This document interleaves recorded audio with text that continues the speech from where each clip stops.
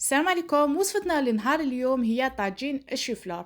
اليوم حضرت لكم وصفه الشوفلور بهذه الطريقه اللي راح تعجب بزاف الدراري، سورتو اللي عندهم ولادهم ما يحبوش من هذه الوصفه راح يولوا يحبوه. تبعوا معايا الطريقه للتالي.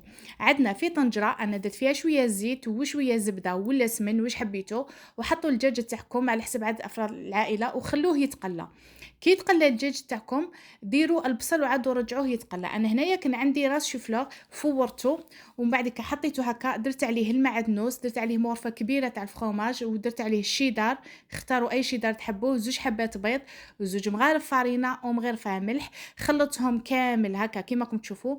بعد ما تقلى الدجاج تاعنا انا هنا درت لي زيبيس فلفل الكحل والكركم والملح، خليتهم يزادوا شويه تقلاو ومرقت الطنجره تاعي ودرت لها شويه حميصه وخليتها طيب حتى تجمر. هذا بالنسبه لهذاك الشيفور اللي كنت حضرته. انا جبت لي مول تاع المادلين، انا عندي تاع الحديد من الافضل تاع السيليكون باش ما يسقلكمش.